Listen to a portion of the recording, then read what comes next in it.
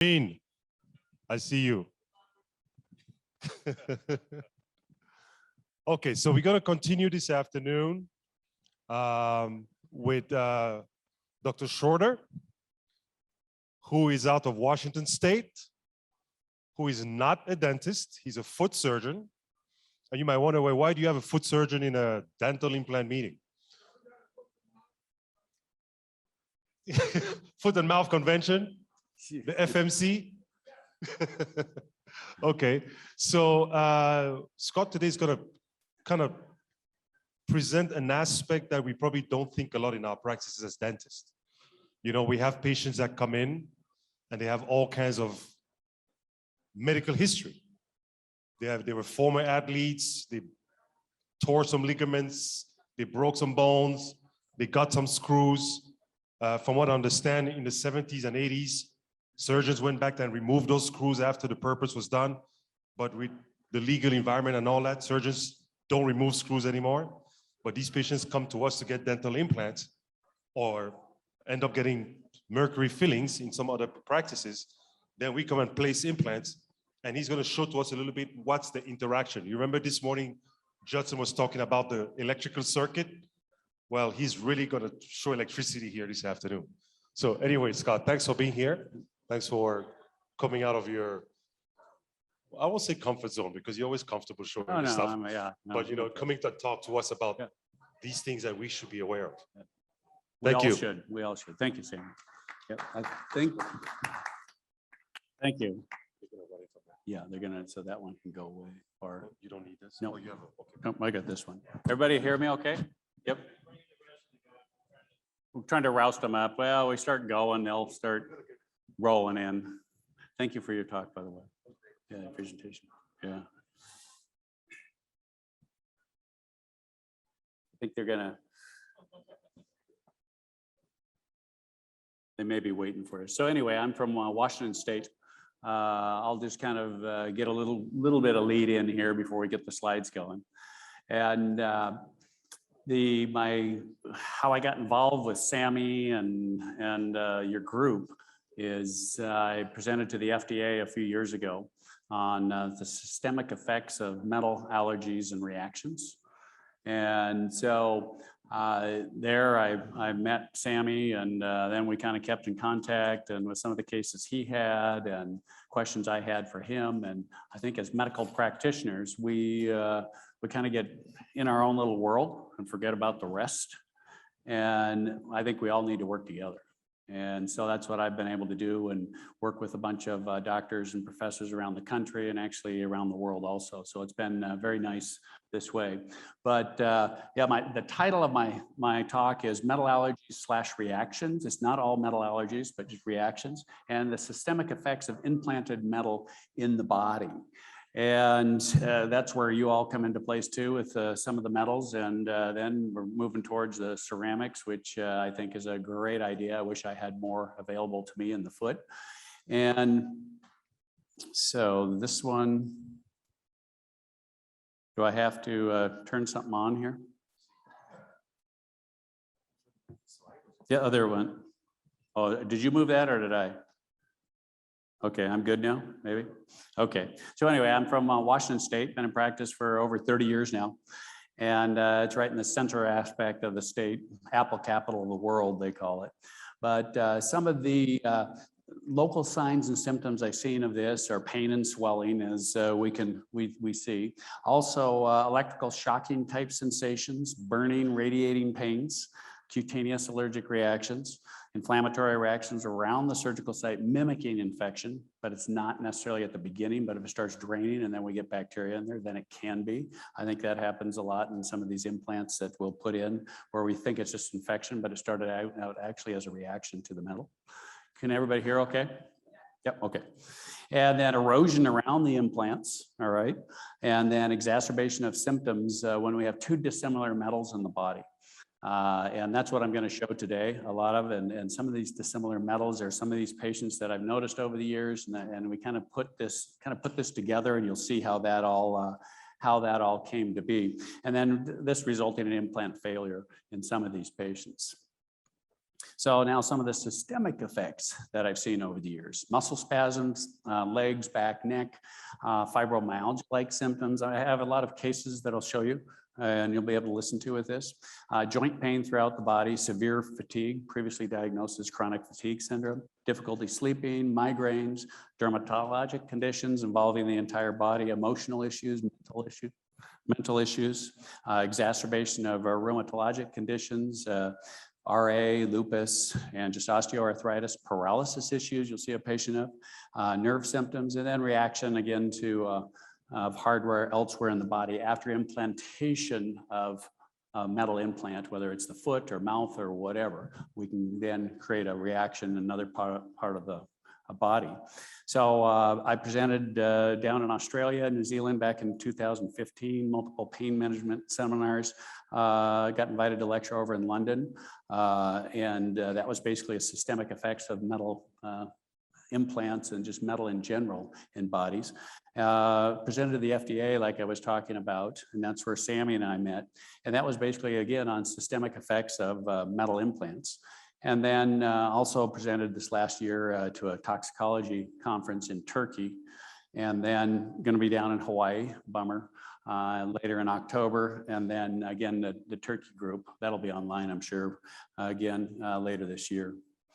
So neuromuscular, and when I'm looking at things, anything basically when I have neuromuscular symptoms in the body, I think we need to look at metal and what can happen in the body, and then start piecing this together. And I think that's missed so much.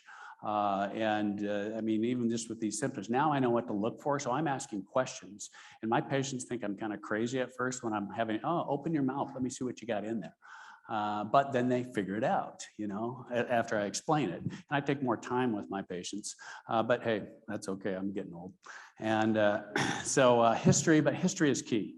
You gotta get a good history. You gotta ask the right questions. Some of the different tests we'll talk about that can help guide us. I mean, no test is 100% perfect, but if you put it all together, in some of these cases, this has been life-changing for some of these tests, just where they guided us in the right direction as far as where to look. So in metal allergies, do we really know what our implanted hardware is doing in our patient's body? Do we really know that? And do we even know what questions to ask? And and we don't even really ask sometimes because we're just too busy, you know, working on our own thing here. So I got involved probably early on with a patient that was in her early 30s. And she came in, I put some stainless steel screws in her foot, and she came in and she's just kind of, I can hardly button up my blouse, and I can't open a door with one hand, I have to use two hands. And she was concerned about who was going to take care of her young daughters. And so we did, I was planning on taking the screws out of the foot, took them out. Next day, button her blouse up, open the door, no problem. I go, okay, that's kind of weird. Next year we did the opposite foot, same thing happened. Okay, something's going on. So, I mean, I do a lot of surgery, put a lot of screws, plates, titanium, stainless steel, what have you. That surgery is about 8 hours long. So it takes some time for some of this stuff. And so even some of the different titaniums are different alloys. They're not the same alloy. These plates and pins are different. And I've actually had it where a rash formed on the top of the foot, and I ended up having to get the pin out early, and then the rash went away. And that was a nurse who had lupus previously, actually had amalgam fillings, had them out, a lupus-like symptoms, had the amalgam out. Hey, her symptoms went away. I did foot surgery on her. Guess what came back? The lupus-like symptoms, until I got all the hardware out. So yeah, number of different cases of just a bunch of work that I do in the foot. And so what I have going at this point is a research project. Yes. Sorry to interrupt, but how long do you need those screws to stay in there? Yeah, typically right now I go about 3.5 months. You know, some surgeries like fusion of a big toe joint, it's a little longer. Certain ones take longer, but in general, and yeah, about 3.5 months plus or minus. They're having real symptoms, and we have osseous healing on X-ray, potentially CT scan. I'll get them out earlier, about 3 months, but I usually don't go sooner than 3 months, and sometimes longer if it's just not convenient for the patient. And some people don't do it, and then they come back a year or two later and go, I think I should have done that. And so, yeah. But over this past 10 years, I've surgically removed over 1,000 implants in over 400 patients. And that's kind of the study we're working off now. And Marcy is my assistant here. She's been working with me on this. And so we're kind of getting all this together, and it's a big undertaking, but we got to do it in the name of science here. And I think working all together has been great. Sammy's been great answering my questions too. So cause and effect. And so cause and effect is what we're really presenting, where I'm putting metal or somebody else is putting metal in a patient, and then these certain symptoms develop. And then we take it out, and then, hey, they go away or significantly improved. And surprisingly, in most cases, it goes away. So something's going on with that. And this is another gal. She was very well known in the community, and came in, did surgery in May. And at that point, with these new locking plates and screws like you saw, they're a little more prominent. So I was planning on getting them out anyway, after the summer. And so she came in to get them out. And the nurses go, well, she's not in a very good mood. And so I go in and talk to her, and I go, what's going on? She goes, oh, man, I'm just sore and stiff all over. I can hardly get out of, off the couch and out of bed. And, my neck is sore, and I'm constantly tired, and I just feel like I have the flu. I go, well, that's kind of strange, and, but I've seen some other types of symptoms, but we'll just see. And she had said, I've been sent to 3 different docs, and nobody knows what's going on. They're going to send me to a specialist in Seattle. So we get the screws out, plate and screws. And she comes back, and she had some soreness in her foot too. And so I go, well, how are you doing? She goes, oh, foot's great. Yeah, it's feeling good. And I go, no, what about everything else? And she goes, oh, it's all gone. And it had been going on for 2 months.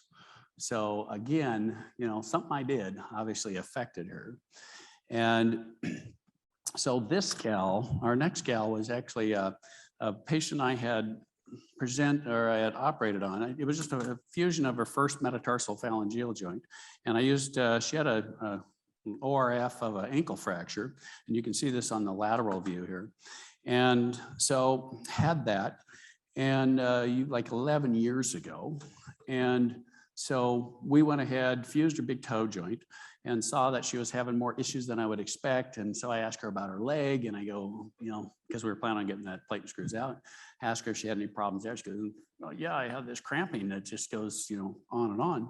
And so I'm going to actually let you listen to her. And so this actually, I have some voice memos, recordings that I will share with you. And this gal, quite a go-getter, but this is her. Okay, so about 11 years ago, you had fractured your ankle, and you had a stainless steel plate and screws placed. And then what kind of symptoms did you develop after that? And how far after you had your ankle fracture did you notice those symptoms? Yeah, it was about a year, maybe 2 years after the fracture. I started to develop severe muscle cramps and leg aches in my leg. And a lot of times they would be after I went to sleep at night, maybe 15 minutes to an hour after I went to sleep, I would be woken up at night with severe leg cramps, so bad that I couldn't sleep. A lot of times I couldn't even get out of bed and even walk them out. It would take me a long time. I would stand and cry and try to massage them out. They couldn't even be massaged out, even with hot water, or even with I have a jacuzzi. That wouldn't even work. I had to try to just wait out the pain. We tried various drugs, tramadol, Vicodin, quinine, all kinds of drugs. Nothing eased the pain at all. I just had to wait for the cramps to go away. They were almost constantly every night. They were worse on nights that I did a lot of activity on my legs, but they were almost every single night.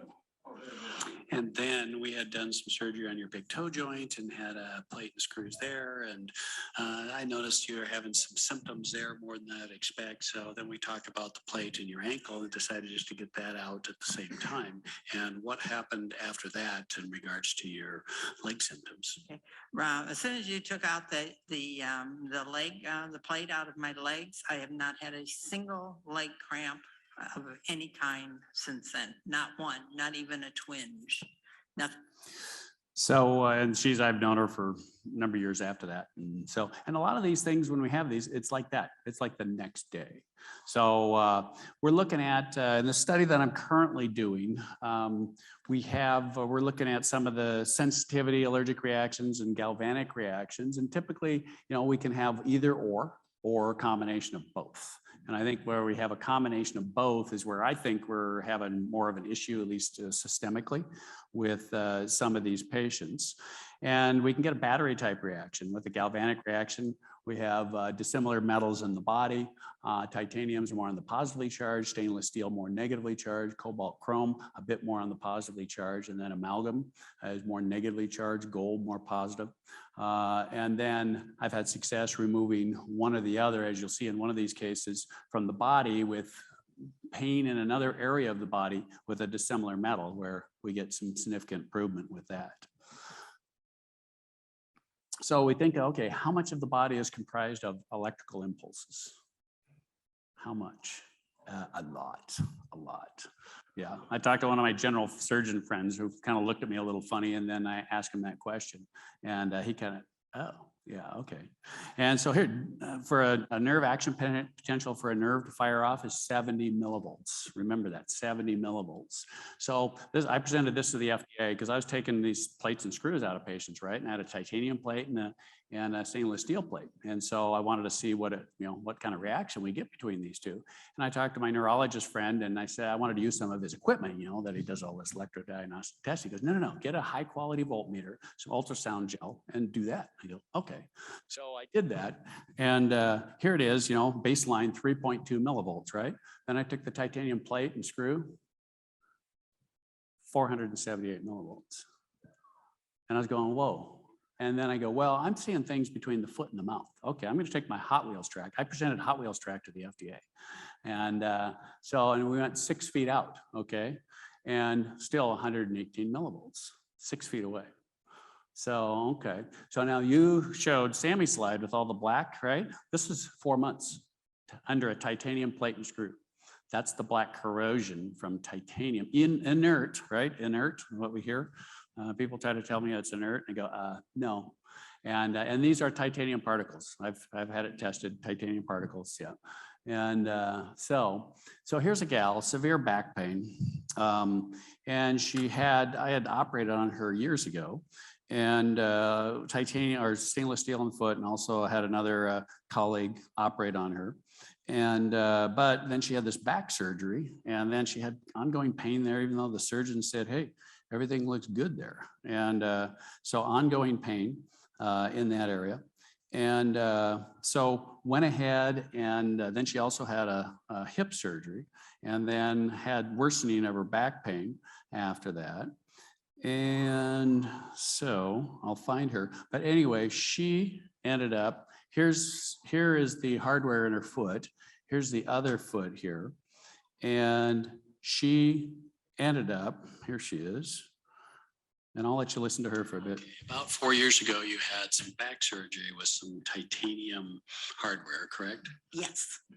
And then had a left knee surgery with also some titanium. Yes. And prior to your knee surgery, what would you say your back pain was? 5 or 6. Okay, and after your knee surgery, you feel it was how much? 10 to 15. Okay. She was a character. But then the also, reaction, the many relation years between ago, another you implant. had bilateral foot surgery with stainless steel screws. 5. Well, yeah, multiple 5 different surgeries. And those are about how long ago? Between 1993 and 2003. Okay. And then you've always kind of had some residual pain with those, is that correct? Yes, especially if I stood too long at a time. Okay. And then we recently got the screws out of of both feet. And how do the feet feel now? They feel fine right now. Okay. And then how has this affected then your back symptoms? What's your back feeling like now? My lower back has no pain now compared to 10 to 15 prior to this surgery. Okay, thanks. And I've been seeing her for a number of years since then. And it's, yeah, she has some back pain, but not like it was before. So here is also, this is nitinol and titanium. And Dr. Wainwright was talking about, our cases, and this is my case. And my, the new latest greatest things, my colleague came from University of Washington. Oh, we use these nitinol staples, they compress, and I use it with titanium all the time. And, and I just go, I don't, And, but, in this particular case, I decided to do it. And well, this is what happened. And basically this gal, cystic changes everywhere, 3 or 4 non-unions, she fractured screws, the staple, the dark, that's just artifact, but anyway, so, and she just pain swelling in that area, even though she was diabetic, didn't have a whole lot of feeling. Diabetic probably contributed to this too. So you look at the whole thing, right? Even though her blood sugars were very good during this time, ended up getting this hardware out. And did nothing other than some bone grafting. No more hardware, non-weight bearing for 3.5 months. Just saw her the other day, everything's consolidated. And so just getting the hardware out in that reaction. So here's a gal had an interstem placed. And so I'm gonna let her describe this and as far as what happened with her, but I had operated again on her, another fusion of her big toe joint. Seems like I have to do that a lot, huh? And but then this is what happened with her. All right. On June 23rd, you had surgery on your left foot to fuse the big toe joint with the stainless steel plate and screws.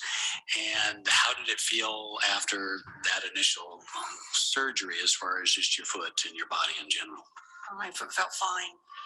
I didn't have much pain. I was getting around well and no swelling. It was good to go. Okay, and your legs and hips? It felt fine. And then on around July 27th, you had an interstem placed and up in the back. Yes. And that was for overactive bladder and okay, and after that, what symptoms did you start noticing? Actually, there wasn't, I didn't connect anything until about 2 weeks later when it felt like somebody was stabbing me in the toe. It was excruciating and it lasted probably off and on for a week, week and a half. And then my foot started swelling and the pain was getting, was moving up my body. And finally it got up to my hips and I was in constant pain up until the plate was removed. From your foot? From my foot, yeah. And how do things feel now? They feel wonderful. I feel like a new person. The pain's all gone. I'm getting around well. My attitude's great, which it wasn't so great before, but yeah. How was it getting up from a sitting position? It hurt. It took me 2 or 3 times to get up from sitting, and I would have to kind of rock myself up into a standing position. And then I would have to stand there and get my legs under me in order to move because I was afraid I was going to fall. So a lot of these balance issues too that I notice with these. So this is another case actually that was presented to the FDA, and she was quite just a teacher. And I had operated on her. She had stainless steel screws in her foot. When I first saw her, she had problems with ear rings. We figured she may have a nickel allergy and she had some irritation there. Okay, let's get that out. I do some other surgery. So we used some titanium screws on her at the time before I was using the plates and screws. And so I said, okay, there's any problems, back then I was kind of 50-50. Okay, if they irritate, we'll get them out, or not, we'll just leave them. So she came back later and so, okay, this screw head's bothering. Can we get these out? Sure. So I'm doing the pre-op and here's all these medications that I don't remember she was on. I go, what's going on? What are these for? She goes, oh, this is for my fibromyalgia. I go, how long have you had fibromyalgia? And she goes, well, about 2 years. And I go, what else do you have? And she goes, I have this chronic fatigue. And I go, oh, she goes, I'm a teacher and I send the kids out at lunch and I sleep underneath the desk. Okay. And so I go, how long's that been going on? She goes, oh, about 2 years. And I go, you have any other metal in your body? And she goes, no. And I go, you ever have any dental work, dental metal? Because that's always, people forget about that, right? And she goes, nope, never had a cavity. And I'm going, ah.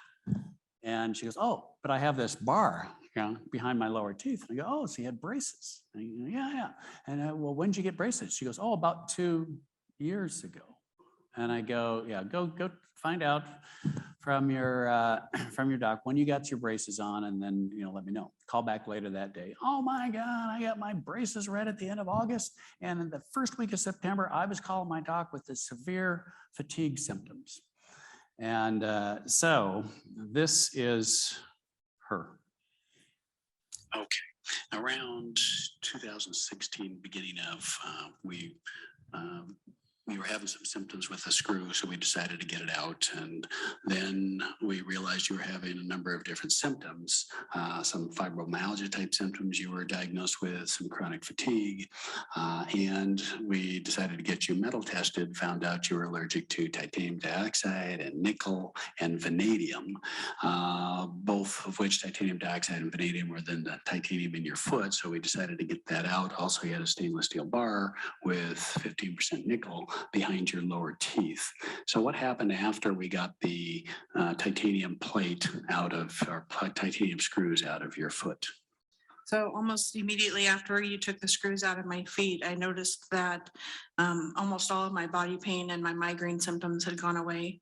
And within a couple of weeks, actually all of my rosacea had cleared. So I was able to stop most of my medicines within a month. I think I was taking 18 different medicines for fibromyalgia at that point. And then shortly after that, I made an appointment to take the bar out from my teeth. And since then I take one pill a day for my migraines, and that's it. Okay, thanks. So, that's where, if you look at the big picture, you go, okay, insurance companies paying for all of that, all of those drugs, versus, okay, potentially metal testing or something to be able to figure this out. And okay, simple, get something out. That's where we're talking about functional medicine docs or whatever that can kind of control all this. And, because we kind of get stuck in our own worlds with the orthopedists and, this and that. And then we really need to be working together, I think, on some of this. So this is another patient that similar, same type of back pain. I'm not going to go through her, but just because we're going to try to catch up on time a little bit, but same type of thing. She felt she was going to fall. I had actually titanium in her first foot, and then she had real problems. And then I did the other foot, took the titanium out, used stainless steel, and she was a little better, but ended up getting the stainless steel out, and then her back pain went away after that. And so this gal was a pretty interesting gal. She had bilateral hips placed, and then afterwards she had a significant problem. She also had a stainless steel screw in her foot, and she did have amalgam filling. She got those out. And actually a few weeks before I got the stainless steel out of her foot. I do think it's all kind of is together and works together with this on her. But this is, we'll kind of go through her a touch here. All right, so you had hip replacements. When was the first one? The first one was 2000. They were both in 2014. They're just 2 years old, and they were 4 months apart. Okay, and then after the first one, did you have many problems with the hip? The first one I did not. As soon as I had the second hip put in, I had major changes. First, personality, food issues, rashes, and then the chronic hip pain started in. Okay, and then what are these hips made out of? These hips are titanium hips with a ceramic ball. Okay, and then you had actually surgery on your foot in a single stainless steel screw approximately how many years ago? That was in 2001. Okay.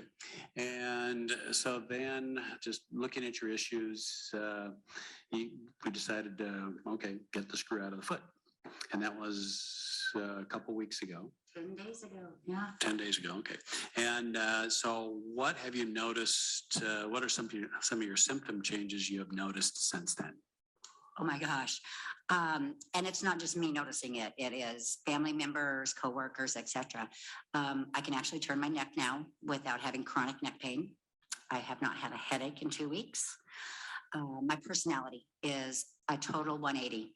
I smile, I'm happy. I get accused of drinking way too much coffee because I'm excited about life. I'm not depressed. I don't cry. I have energy, and I'm a changed woman, 100% changed.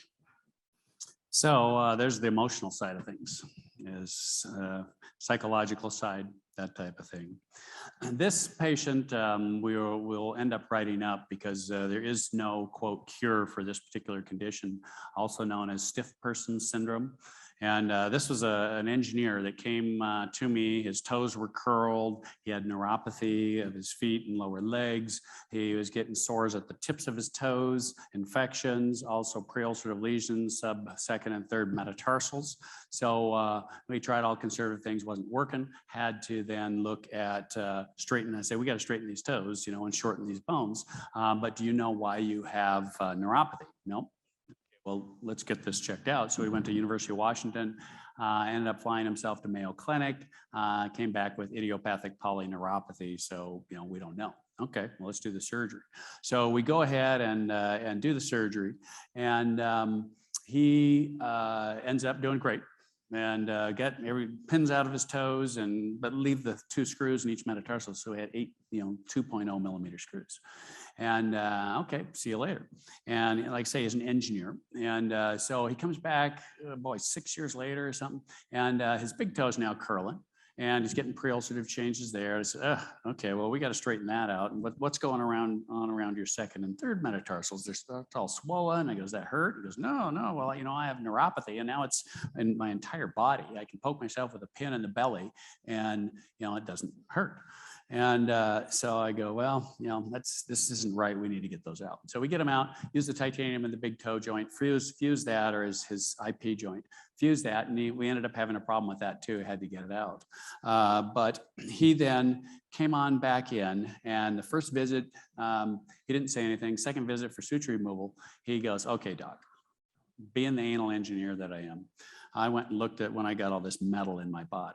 And so he goes, all right, I had amalgam fillings and these white gold crowns, years ago. I have 6 of those. And then I had an ACL repair 8 years ago. 6 years ago, I started developing neuropathy. And then you also operated on my feet prior to the neuropathy or after the neuropathy. And then he goes, I didn't realize at the time, but 3 months later, I started having episodes where my whole body would just go into complete spasm, and I would just get rigid, and basically I couldn't move. So I was basically paralyzed. I could breathe, but I couldn't talk. And that progressed an hour a day, 2 hours a day, 3 hours a day. He was in working with his boss, and he just seized up. And his boss says, "You need to be retired here. You need to go on disability. You can't keep doing this. You can die."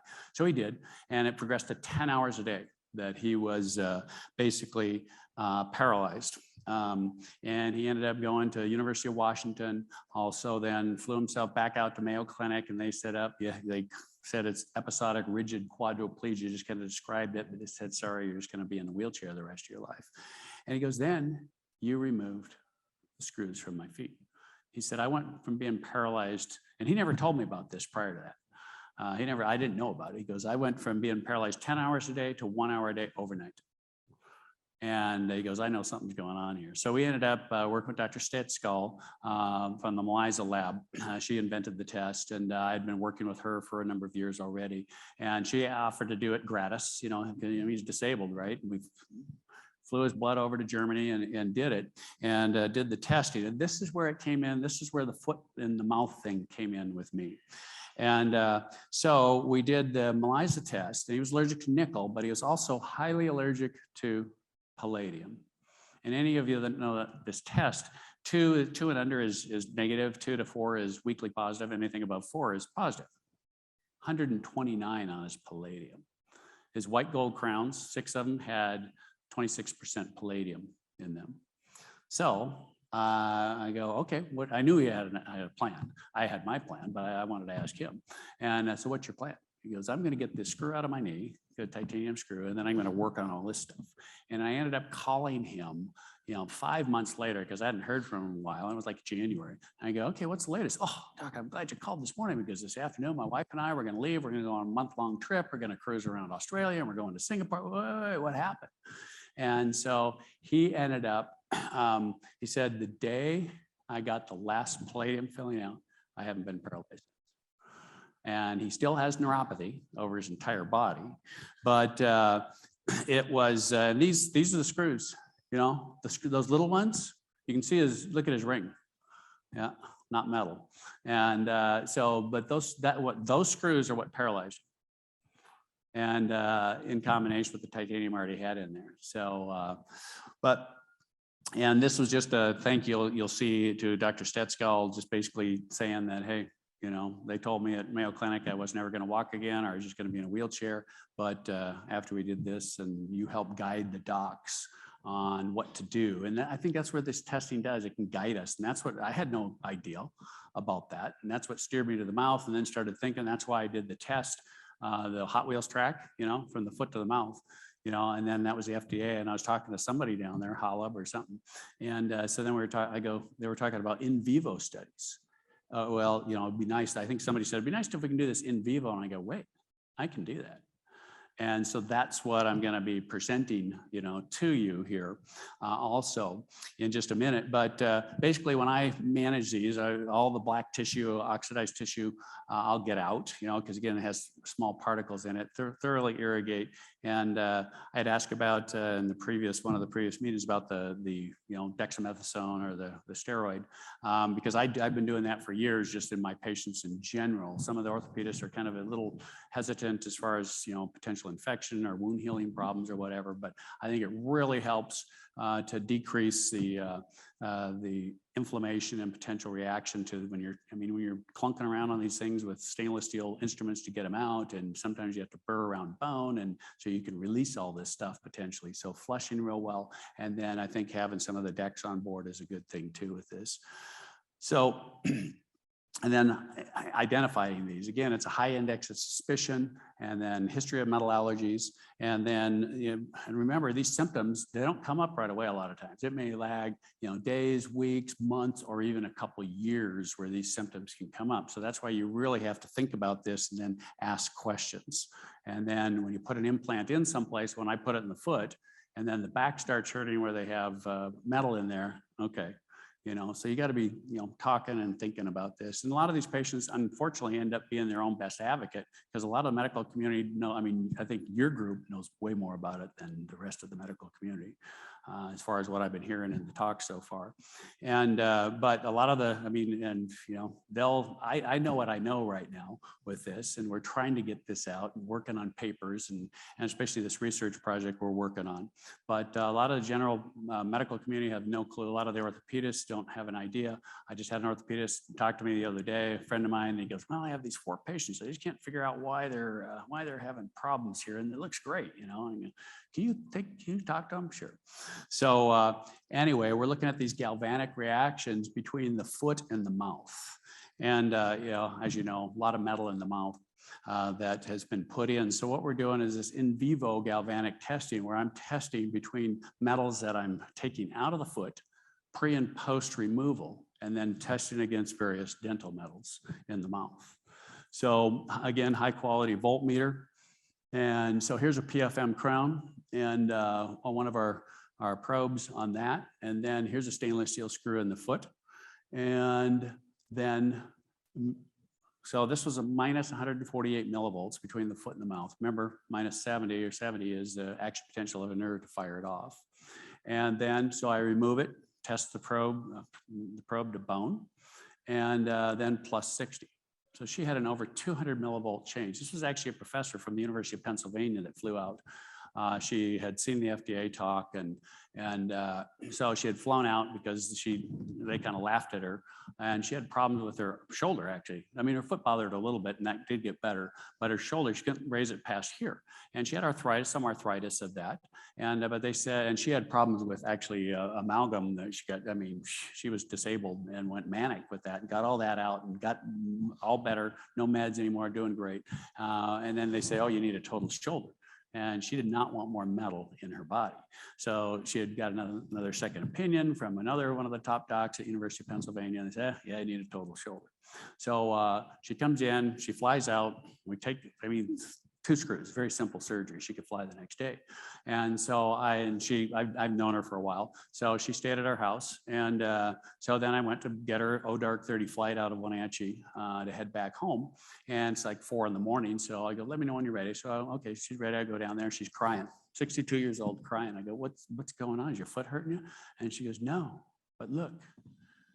And she raised her arm over her shoulder. Over her head, and then did this, and she hadn't been able to do that for years. And so she ended up doing very well, but then like a week or 2 later had PF on her crown, had a titanium post, and they went and drilled on it, and kind of stuck up again. And so she's looking at getting those out. She has root canals there, so she's going to get those out. And then another thing I've been seeing what she's having, and actually, Sammy, you sent that video, but I've actually had another patient big time, cell phones, just the, the frequencies and everything, 5G, all this stuff. I don't know much about it yet, but I'm learning and I'm hearing it from patients. So something's going on, so we're going to see on her once, because she has to use it on speakerphone. She can't put it up to her ear. So we'll see. So here's another one, lingual bar, and then titanium in the foot. And so 26, and it's really the voltage change that we're looking at between the two. And so then after removal of the titanium in the foot, 146, so it's a 120 millivolt change. And then here, the gold is really reactive for what I've been seeing, and very consistent when I'm testing it to different metals. Here's a gold crown, titanium screw, simple screw, in the foot, right? And so 373 millivolts. And then after removal, 43 millivolts. So 333 millivolt change before and after. So here is actually our video that Sammy kind of spurred me on this. Yeah, so which is great. And so let's just see how well our volume does on this. Yep, where's it going? It was. Yeah, do you have to turn it up there? Over there? Wonder if we can go back one. It was working earlier. Let's see. Nope. So was there something special over in AV? And oh, you're working on it. Okay.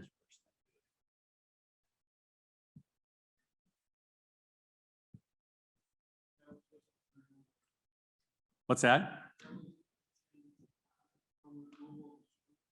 Yes, from the foot. Yeah. Yeah, everything that I've done is just after I remove the hardware there, and then I test a bone and then see what the reaction is. Yes. So the second test, you're not doing one lead. Correct. Yeah. To the yes. Is your titanium alloy like 6% of them? Yeah. All this implanted. I mean, I had, they say pure titanium. No, it's not. It's an alloy. So yes, and these are titanium, vanadium, and aluminum. And then like my wife, she's allergic to aluminum, and she had titanium in her foot, and it was shocking her at night. And my partner had done surgery on her, but also, guess what has aluminum in it? The regular flu shot, and she could never get a flu shot. We never knew. I mean, she'd be sick for a week. Well, guess what? And when I lectured in London, one of the guys, Christopher Exley, afterwards, that's all he's done his whole life is aluminum adjuncts. And sure enough, it's just aluminum she was allergic to in the flu shot, most likely, that she had problems with. Do we know if I go back or?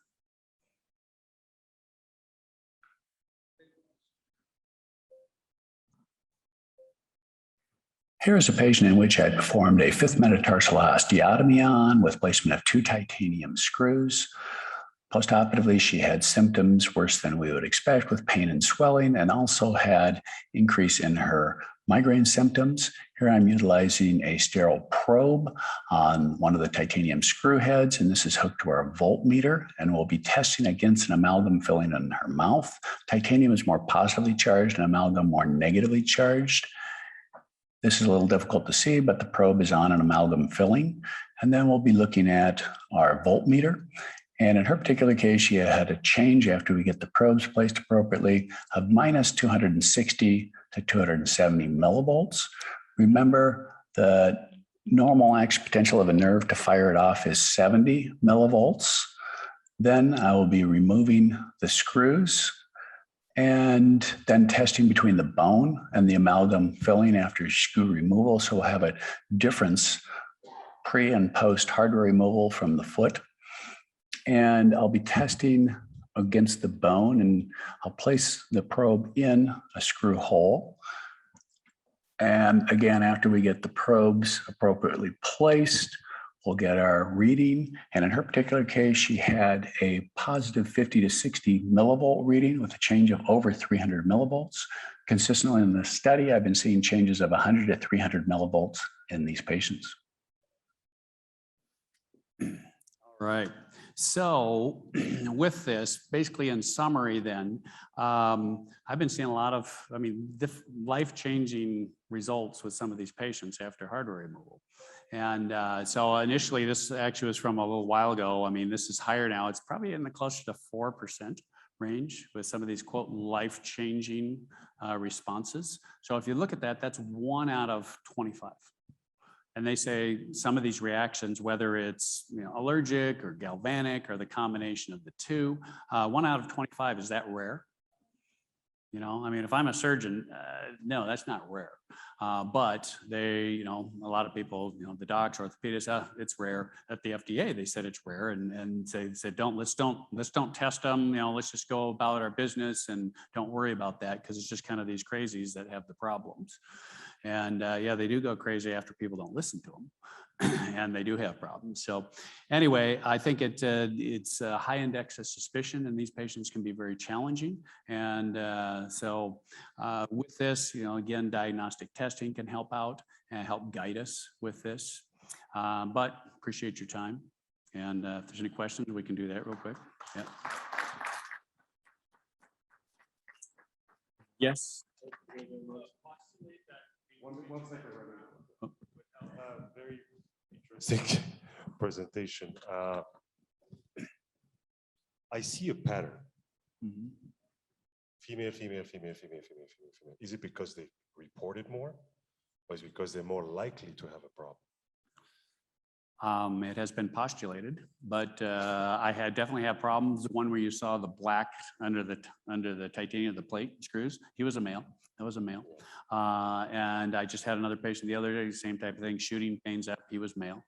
So there are male, but definitely I also operate on more females than males. Because in my clinic, when there's been issues with diagnosed issues with metals, Mm-hmm. and again, I treat more women than men also, Mm-hmm. but it seems like, and this is my opinion, I can't prove it, but it seems like females would be more sensitive to these metals. Is it because they wear more makeup, or they wear more jewelry, or is it just genetically that way? What's well, your talking to take on that? Dr. Stetsko when she was alive, that was her hypothesis, was that females wear jewelry more, they get sensitized more to these metals. And so guys, we don't do that as much. Well, maybe a little more now. But so it's the sensitization, is a big thing too, sensitize a bunch of people potentially. And so environmental, pollution, pollution, mercury in the fish, all this other stuff. So, something's going on, but I don't think we know all the answers. I think we're always learning, always learning. Ramin, you had a question?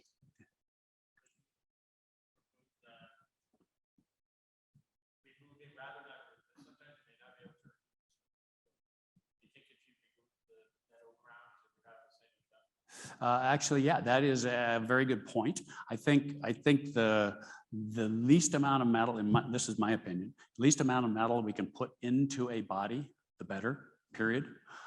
Because you don't know when that person's going to fracture something.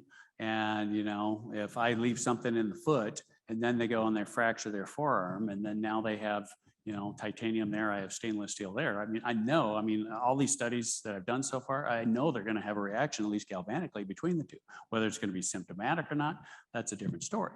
Or if they have a lot of allergy to the metals, but then it causes increased corrosion of the metal on the opposite side. And that's like our palladium guy. He didn't have a problem before I put metal in the foot, but he still had a problem after I took it out. And so he was corroded, and underneath that, the dentist who removed it, black corrosion, I'm sure you've seen, black corrosion under all of them. And so it triggered that to then start releasing those palladium ions into his body, which then, so yeah, the more we can get, and yes, that is true. And actually I was talking earlier, you know, you can have a titanium knee or something. I've talked to Stetskal about this with her colleagues in Europe and the docs and everything over there and dentists, because she worked a lot with the dentists, and where they had, you know, an implant in the knee, ongoing pain, amalgams were removed or some other metal was removed from the mouth, pain went away on the knee. So yes. Yeah. This is interesting. Oh, Marcel, go ahead. Thank you for a beautiful lecture. Well, thank you. What is your alternative? I don't have alternatives like you guys do. I'm pretty jealous, actually. The best thing I have is for what I do. I don't do total ankle joints. And so I don't have to leave anything in. I can get it all out. So that's my excuse, so to speak. Would I love to have some type of ceramic thing when I know I have a metal allergy patient? And yes, I would love to. Do I have that option? No. I mean, people have talked to me about talking to this group out here doing it. You know, I don't want to have any financial interest in any of that, because then I kind of get discredited, you know.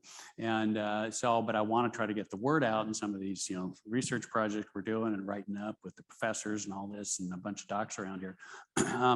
So we're trying to get the word out. And it's going to be a slower process than we want, but would I love to have that? Yes. Do we have it? No. I mean, there are some peak anchors and some of the plastic and everything, you know, and okay, they may have their own issues, but yeah, we don't have that yet. Yeah, it's very interesting because it reminds me of what Johnson was talking about this morning with the electrical break, the electrical circuit, and the meridians. Yeah, this just clearly exemplifies and explains what you were talking about this morning, where, you know, you get these new plates or screws put in, and 2mm screws. I mean, these things are really small, but the problems that they're causing is unbelievable, because now that you can remove a screw on one foot or whatever, and they feel better. But what still fascinates me is the variety of symptoms. Yes.